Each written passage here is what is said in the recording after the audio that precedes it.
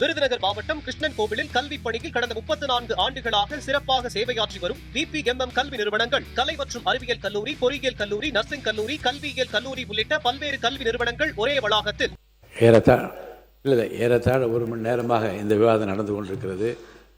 நானும் ஒரு 2 மணித்துளிகள் இதை பற்றி சொல்லுவது பொருத்தம் என்று கருதுகிறேன். ஒரு சுவையான மனதில் நான் என்றும் நினைத்து கொண்டிருக்கிற ஒரு செய்தி. 1984ஆம் ஆண்டு பிப்ரவரி திங்கள் 12ஆம் நாள் புரட்சித் தலைவர் எம்ஜிஆர் அவர்களோடு காரில் பயணித்துக் கொண்டிருக்கிறேன். மேற்கு KK நகர் பக்கம் கார் போகிறது. ஒரு இடத்தில் கூட்டம் நிறைய நின்று கொண்டிருந்தார்கள். என்ன என்று கேட்டால், இதுவும் வில்லிவாக்கம் தொகுதியில் தான் வருகிறது, ரேஷன் கடை என்று நான் சொன்னேன். அப்போ காரை நிறுத்துங்கள் என்று சொன்னார். காரை நிறுத்திவிட்டு இறங்கி அந்த ரேஷன் கடைக்கு செல்கிறார். உடன் செல்கிறேன். அங்கே இருக்கிற ஸ்டூல் தான் இருந்தது. அவரே உட்கார்ந்து கொண்டார். அரிசியை கொண்டு வந்து காட்ட சொன்னார். கையில் வைத்து அரிசியை பார்த்தார். அப்புறம் என்னென்ன பொருள் இருக்குன்னா லைனில் நின்ற மக்களையெல்லாம் பார்த்து, ஏன்னா ஒழுங்காக கொடுக்குறாரா, எடை சரியாக இருக்கிறதா என்று அப்படி நின்று பார்த்தவர் அந்த எடைக்கு பக்கம் பின்பக்கம் திரும்பி பார்த்தார். எதற்காக பார்த்தார் என்று உங்களுக்கெல்லாம் தெரியும். அப்புறம் அங்கேருந்து உள்ளே போனார். திரும்ப வந்தார். திரும்ப ஜனனிடம் வந்து கேட்டார், நேரத்துக்கு கடையை திறக்கிறார்களா என்று கேட்டார்.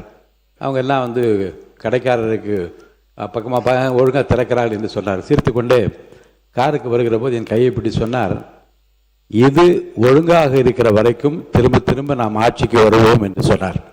அதனால் நீங்கள் எல்லாம் பேசுகிற போது என் நினைவுகள்லாம் பின்னோக்கி திரும்பி, அதுவும் குறிப்பாக உணவுத்துறை அமைச்சர் ரொம்ப தெளிவாக என்னென்ன மாற்றங்கள்லாம் நடந்து கொண்டிருக்கு என்று சொல்லுகிற போது, மத்திய தொகுப்பில் இருந்து தமிழ்நாட்டுக்கு அரிசி அப்போது குறைக்கப்பட்டது அவருடைய ஆட்சியில்.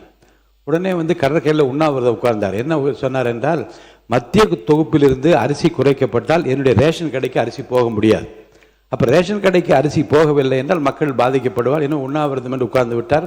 அன்றைக்கு மத்திய விவசாயத்துறை அமைச்சராக இருந்த ராவ் பீரேந்திர சிங் அவர்கள் நேரில் வந்து, இனி அந்த தொகுப்பிலே குறைப்பு என்பது இருக்காது, தமிழ்நாட்டுக்கு உரிய பங்களிப்பு தரப்படும் என்று சொல்லி உண்ணாவிரத்தை முடித்து வைத்தாங்க. இதை எதற்கு சொல்கிறேன் என்றால், உணவு பங்கீட்டுத் துறையில் அவர்கள் மாண்பு உணவுத்துறை அமைச்சர் சொல்வது உன்னிப்பாக நான் பார்த்து கொண்டே இருந்தேன். ஒரு விஞ்ஞானபூர்வமான ஒரு மாற்றத்தை கொண்டு வர வேண்டும் என்கிற ஆர்வத்தும், அதன் காரணமாக தான் நீங்கள் உங்கள் ஆட்சியில் என்னென்ன செய்தீர்கள் என்பதையெல்லாம் மக்களும் தெரிந்து கொள்ள வேண்டும்.